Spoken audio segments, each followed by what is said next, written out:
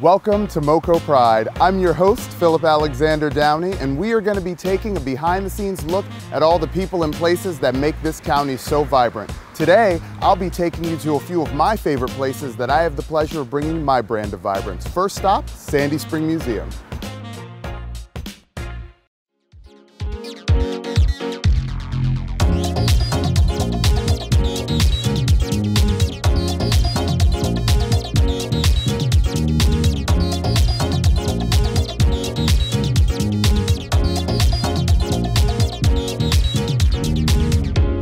We are here at Sandy Spring Museum, where I serve as the Director of Special Events and Facility Rentals. In my role here, I produce about 200 programs a year, with attendees ranging from 20 to 13,000 people. Our largest event is our Strawberry Festival. Sandy Spring Museum is a historic town museum that's evolved into a cultural arts campus with 11 resident artists in-house. So let's get out of my office and go visit some artists.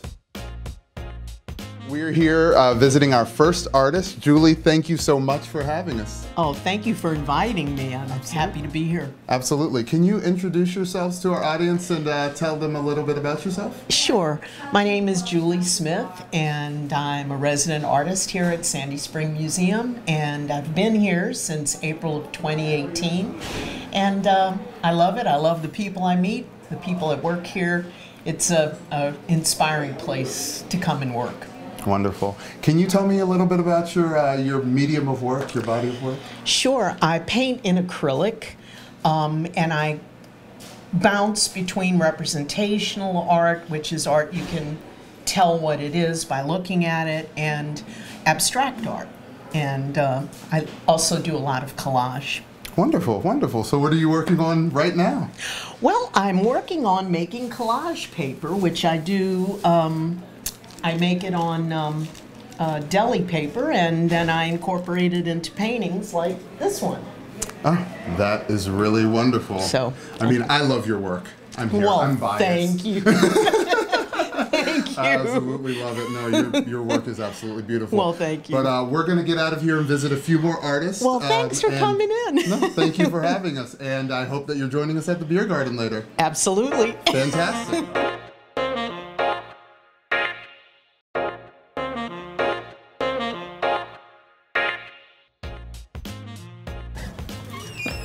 Hey, Robin. How's it going? It's going great. Awesome. So glad to see I know. Thank you for having me. I'm going to take you in my studio. It's not just my studio. There's 3 other potters here, and we all share space. The work is so diverse. You just have to come and see, and it's always changing, and everybody's work is really different. So, I mean, that's part of the fun part. This is Jean's work. She does a lot of wood fire, and she has this beautiful palette, and her work is just completely gorgeous. Yeah. And then this is Karen's, and Karen works with 100 different glazes. It's amazing, and she works with color, and it's always fun to see what she does. And then we have Pam, and Pam does everything. She's been in ceramics forever. The rest of us started in college and came back after retirement. We all had different careers. But Pam, she's been a potter her whole life, so she's amazing. That's amazing. And what were you doing before you were a potter? I worked in historic preservation. That's awesome. And I worked for the state and the feds and the county and the city of Rockville. I retired from the city of Rockville. Wonderful. And all great projects. I loved historic preservation, and I love ceramics, so yes, life is good. And we have a glaze room back there, and that's amazing because you want to, glazes are not so healthy, so you want to keep that separate. And so this is our workshop, and then we have our glazes over there. So let me show you our glaze room. This is a great room. It used to be part of the historic display for the museum, and one of our interpreters did spinning and child classes in here, and that's what it looks like, a log cabin. We have our kilns, and of course our sink. We always need a work table, and our glazes are in here. All glazes, which are chemicals, and you want to keep them out of everybody's way. Absolutely. So it's 100% wonderful. So do you have any favorite glazes that you just love using on pieces? It's like a signature, a go-to? Well, it's not a go-to because I haven't developed, I mean, I've been developing it, but what I have, to me, I just completely love this glaze. I really love it too. And it's called polished matte. It looks wonderful. It used spodumene, and that is a glittering material. So it's just a great, I love the gray, I love the way it moves. And this is kind of a play off of that too. But this one has a little bit more melt, and I can get a blue out of it with, well, kind of purpley with cobalt. And I can get this turquoise with copper. It's really fun. That is really fun. So, yeah, I love working with glazes. I know you love working with glazes. I do love working with glazes. Okay, fantastic. Fun. Let's take a look at your work. Okay. Oh.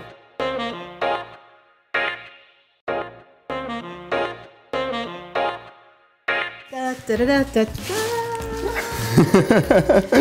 So it's thrown on the wheel. And then I've been paddling it to square it up, and then ultimately I've got, my husband has a tool for plastering corners, and it's a tight right angle, and I'm going to use it to get a tight right angle here. It's going to be really fun. That is going to be really fun. Yeah. At this table I did a display. I just got back from China. They have these gourds in the marketplace, and if you look at ancient Chinese pots, you'll see gourd shapes. And so I bought a whole bunch of gourds. There's just one. And then I've been making my little gourd shapes. I like it. Yeah, me too. This is phenomenal. This is a really it's just fun. Nice piece. Yeah. You know, you sort of know that Chinese, they look to nature a lot. And then things get changed. So I got a tiny wheel. I love that tiny wheel. That is really cool. So these are your miniatures? So far, these are the miniatures. I just did these 4 yesterday, and these are just 6 that I had, 6 that I had done, and I just finished glazing them. Wow. And it's kind of fun. They're almost like little glaze samples. They are fun. Yeah, I mean, they could be your test tiles. I mean, and they're small, they're beautiful, they're very well made. Thanks. It's so much fun, and it's easy and it's not easy. Yeah, I mean, they don't look easy. Yeah, it's kind of both. Yeah. And then, can I show you one more Chinese challenge? Oh, absolutely. Okay, so this is a fun thing. This got mailed back to us from China. Oh, are these the famous Yixing teapots? The famous Yixing teapots, they are. And they're famous because the clay is, look at that. That is wonderful.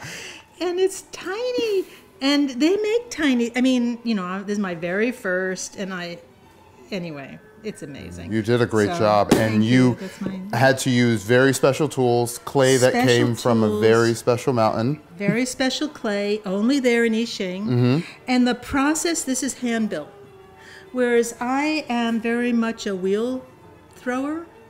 And they make these perfectly round pots. They're all hand-built. Wow, that is really cool. Yeah. So, Robin, do you have anything else for our audience at home that you would like them to know about Sandy Spring Clayworks?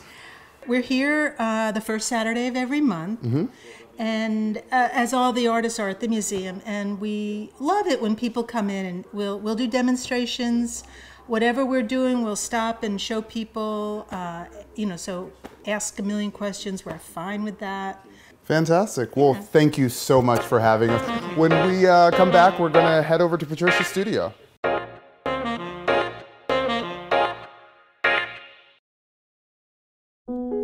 Queen is just my everything. His smile did it. His smile, his eyes, his knowledge. My landlord, he decided that he wanted me to move based on the fact that I was transgender.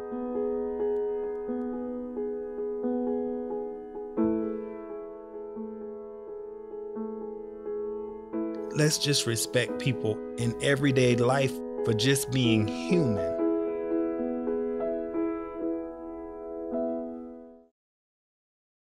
So we are here in the Lower Barn studio at Patricia Kessler's studio. And Patricia, thank you so much for having us. Well, thank you so much, Philip, for coming today. Absolutely. It's always good to have visitors. It gets a little lonely down here off of the parking lot, but it's a pleasure to see you today. Wonderful. Thank you. Thank you for having us. So can you tell our audience a little bit about your work and what you do here at Sandy Spring Museum? Well, I do two types of work in this studio, particularly. If you gaze over, you can see a variety of paintings. Most of them are oil. And they tend to deal with topics about climate change. And this is something that's near and dear to my heart. There are some earlier works of rare breed livestock. My son and I used to visit farms and ranches and draw rare breed livestock, have art shows and sell them, and raise money for the American Livestock Breeds Conservancy. The other aspect you can see is bits and pieces of dyed fabric. And these fabrics were dyed with natural dyes. I've studied with a number of people. I became concerned with toxins, and not that all natural dyes are totally safe, they're not, but the idea of learning to use colors that are around us, that are all in our environment. Certainly you can import beautiful classical dyes, but right in our area, right in your yards, they're beautiful dyes. This week I actually was making a dye bath with walnuts, those big green things that fall out of the sky and stain your sidewalk and your driveway. It's a classical dye. It's also used by woodworkers, and it's what you call a substantive dye. It's very strong and permanent. The other one is one that my husband is not fond of, is goldenrod. And a lot of people are allergic to it. And it makes a beautiful, stunning yellow. And then Robin Zeke had allowed me to come to her property down the road, and we picked pokeberries and fig leaves, and we did dye baths with that. And also a week ago, I did a dye bath of marigolds, which is a conventional flower that you have in this area for a local farmer. And we dyed 3 or 4 skeins of wool. It was quite beautiful. That sounds really cool. So can you tell me the place of the artist in today's society? That's an interesting one because there's so many tiers to that. You have the upper level tier where the people who have all the money in the world, you know, they fund the institutions, they purchase these artworks, they have warehouses full of these multi-million-dollar works. I think that that's a different category. That's like being in the NBA. If you like to play basketball, even if you are a great basketball player, you may never hit that level. Most people won't. So what happens to the rest of the basketball players? You know, what happens to the rest of the athletes? And that's essentially what it is for the arts. I think that individual artists, trust me, it's like athletes. If you don't move, you get neurotic. If artists don't make art, they get neurotic. It's a drive, you're born with that. You can certainly learn to make art, but often you have that drive already within you. I'm not saying talent, but a drive to it, if that makes sense. I think in some ways it communicates with other people, but sometimes art doesn't communicate with other people. Some people are angry when they see art. They don't want to know it, and they look at it and they get very offended. And that's a pity. But they're not open, so what can I say? It's like music. That's awesome. I love the answer. Well, you're going to show me around your studio a little bit? Certainly. Fantastic. One of the pieces that everybody looks at when they walk in the door are these 5 panels. And these 5 panels depict a fire. And actually, it's based on a photograph that I saw. It doesn't include some of the elements of that photograph. I don't always work from other people's imagery, but this one was so powerful. A lot of my family live in the West, and it was terrifying, all those fires, and it's been, for years, we've been having these fires. And if you've ever been in an aftermath of a fire, even years afterwards, it's chilling. To the right of it, we were in Patagonia, and there's melting glaciers. On my easel behind the fibers, there's an image, a painting of 2 seashells that I painted that were really beautiful. I did them in the Bahamas. They're so pretty, the shells, original watercolor.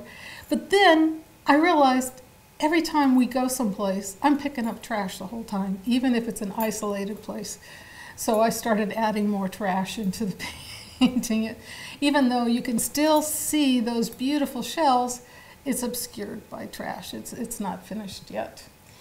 Over here on the ground is a painting that some people find a little difficult to look at, and I call it's the Red Tide. And sometimes paintings happen, and elements come out. It started out as a seascape, and then it ended up being a red tide, and then the fish came out, and the figure came out, and what can I say? The rest of the studio, what you see are lots of fabric, lots of bits and pieces of color. And this was my madness this summer, in which case I decided I wanted to find all the colors that I could find locally. People say local color is the color that is. What I meant by local color is literally, what are these plants in my yard making? There's an example of that. I was trimming up a lilac tree that was diminished by lack of water because of my fault.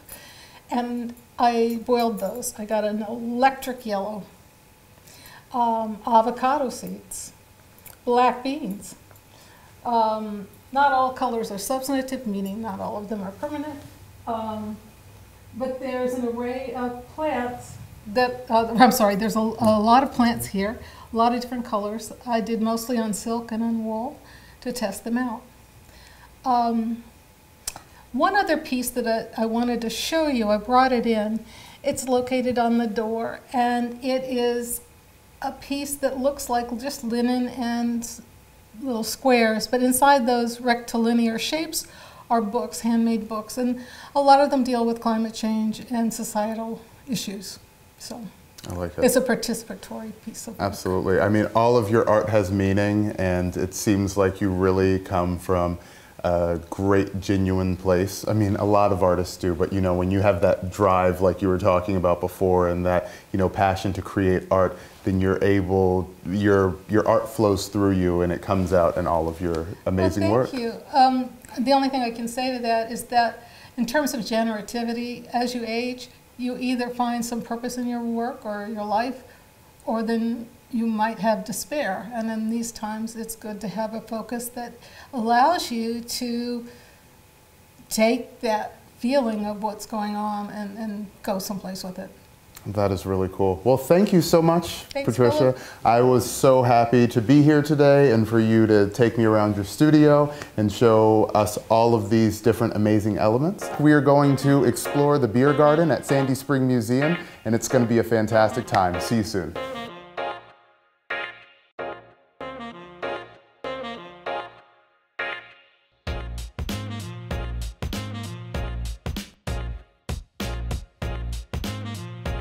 That beer garden was so much fun. It was the last one of the season. When we come back, we are going to stage the museum for a very special celebration for two beautiful souls.